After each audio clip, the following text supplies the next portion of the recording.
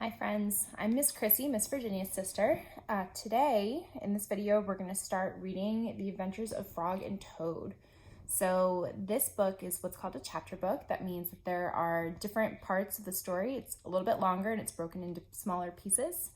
So this is really good if you like to listen to a long story, or if you have maybe some brothers and sisters who are a little bit older who also want to join in on story time. So this book, The Adventures of Frog and Toad, was written by Arnold Lobel. And there are actually 3 stories in one. So we have, we have Frog and Toad Are Friends, Frog and Toad Together, and Days with Frog and Toad. So today we're going to read the first 3 chapters of Frog and Toad Are Friends. We're going to read Spring, the Story, Spring, the Story, and A Lost Button. So I'm actually going to turn this way so I can hold the book up and you guys can see the pictures while I read. All right, so let's get started. Chapter 1 is called Spring. Frog ran up the path to Toad's house. He knocked on the front door. There was no answer. "Toad, Toad," shouted Frog. "Wake up, it is spring." "Blah," said a voice from inside the house. "Toad, Toad," cried Frog. "The sun is shining, the snow is melting. Wake up." "I am not here," said the voice. You see, there's our friend Frog. He's knocking on Toad's door. Frog walked into the house. It was dark. All the shutters were closed. "Toad, where are you?" called Frog. "Go away," said the voice from a corner of the room. Toad was lying in bed. You can see right there. He's sleeping. He had pulled all the covers over his head. Frog pushed Toad out of bed. He pushed him out of the house and onto the front porch. Toad blinked in the bright sun. "Help," said Toad. "I cannot see anything." "Don't be silly," said Frog. "What you see is the clear, warm light of April, and it means that we can begin a whole new year together, Toad." "Think of it," said Frog.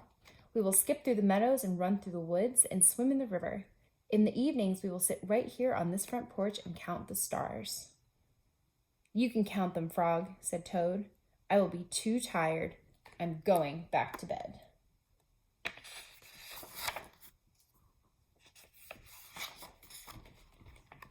Toad went back into the house and got into bed and pulled the covers over his head again. "But Toad," cried Frog, "you will miss all of the fun." "Listen, Frog," said Toad. "How long have I been asleep?" "You've been asleep since November," said Frog. "Well then," said Toad, "a little more sleep will not hurt me. Come back again and wake me up about 1/2 May. Good night, Frog." Oh, I wonder what's going to happen. All right. "But Toad," said Frog, "I will be lonely until then." Toad did not answer. He had fallen asleep. Frog looked at Toad's calendar. The November page was still on top. Frog tore off the November page. He tore off the December page, and the January page, the February page, and the March page. He came to the April page. Frog tore off the April page too. Then Frog ran back to Toad's house. "Toad, Toad, wake up! It is May now." "What?" said Toad. "Can it be May so soon?" "Yes," said Frog. "Look at your calendar." Toad looked at the calendar. The May page was on top. "Why, it is May," said Toad as he climbed out of bed. Then he and Frog ran outside to see how the world was looking in the spring. So that's the end of our first chapter. So we're going to go ahead and read the second chapter here. So the second chapter, chapter 2, is called The Story. One day in summer, Frog was not feeling well. Toad said, "Frog, you are looking quite green." "But I always look green," said Frog. "I am a frog." "Today you look very green, even for a frog," said Toad. "Get into my bed and rest." Toad made Frog a cup of hot tea. Frog drank the tea, and then he said, "Tell me a story while I am resting." "All right," said Toad. "Let me think of a story to tell you." Toad thought and thought, but he could not think of a story to tell Frog. "I will go out on the front porch and walk up and down," said Toad. "Perhaps that will help me to think of a story." Toad walked up and down on the porch for a long time, but he could not think of a story to tell Frog. Then Toad went into the house and stood on his head. "Why are you standing on your head?" asked Frog. I hope that if I stand on my head, it will help me think of a story, said Toad. Toad stood on his head for a long time, but he could not think of a story to tell Frog.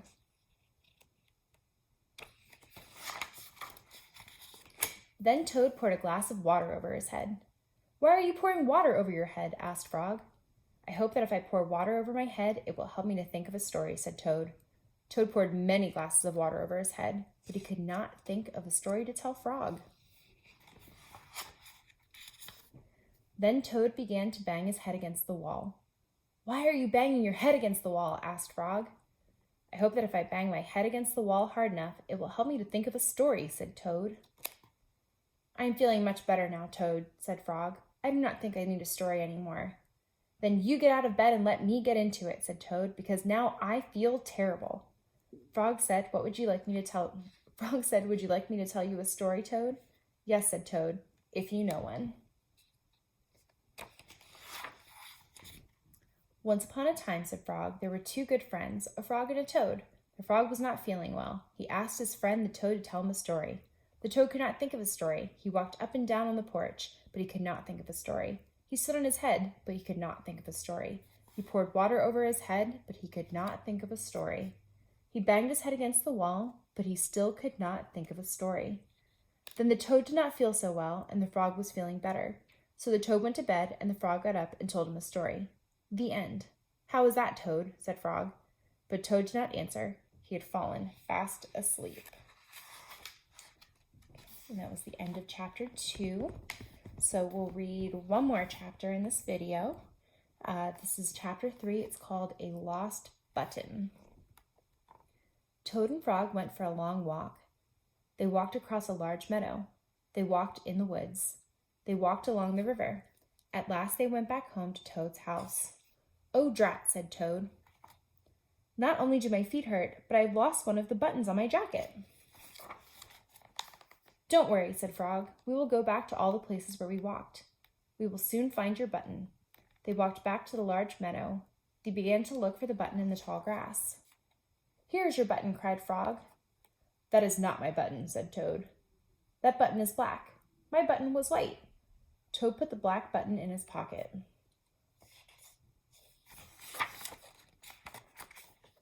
A sparrow flew down. Excuse me, said the sparrow. Did you lose a button? I found one. That is not my button, said Toad. That button has 2 holes. My button had 4 holes. Toad put the button with 2 holes in his pocket.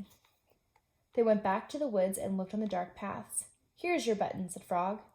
That is not my button, cried Toad. That button is small. My button was big.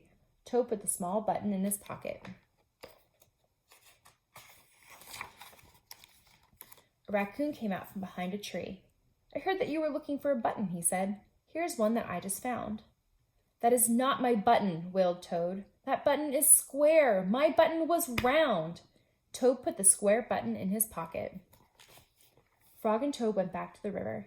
They looked for the button in the mud. Here's your button, said Frog. That is not my button, shouted Toad. That button is thin. My button was thick. Toad put the thin button in his pocket. He was very angry. He jumped up and down and screamed, The whole world is covered with buttons, and not one of them is mine. Toad ran home and slammed the door. There, on the floor, he saw his white, 4-holed, big, round, thick button. Oh, said Toad, it was here all the time. What a lot of trouble I have made for Frog.